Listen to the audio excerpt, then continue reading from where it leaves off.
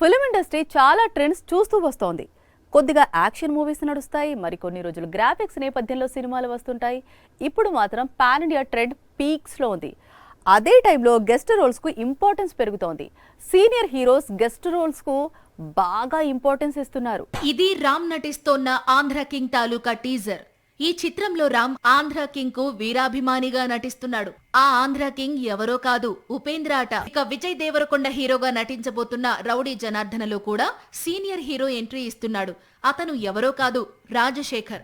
Dil Raju banner లో Keerthy Suresh heroine గా నటించే చిత్రంలో రాజశేఖర్ రోల్ ఏంటి అనేది ఆసక్తికరంగా మారింది. ఇంతకు ముందు నితిన్ నటించిన ఎక్స్ట్రాడినరీ మ్యాన్ లోనూ రాజశేఖర్ ఇలాంటి రోల్ చేశాడు. ఇక అనిల్ రావిపూడి దర్శకత్వంలో చిరంజీవి నటించే కొత్త చిత్రంలోనూ వెంకీ గెస్ట్ రోల్ చేయబోతున్నాడని కొద్ది రోజులుగా ప్రచారం సాగుతోంది. చిరు వెంకీ కలిసి స్టెప్పులేస్తారని ఫిల్మ్ నగర్ టాక్. ఇక జైలర్ మొదటి భాగంలోనే నటించాల్సిన వాడు బాలయ్య. అప్పుడు ఛాన్స్ మిస్ అయ్యాడు. ఇప్పుడు జైలర్ సీక్వెల్ లో మాత్రం రజనీకాంత్ తో పాటు కనిపించబోతున్నాడు.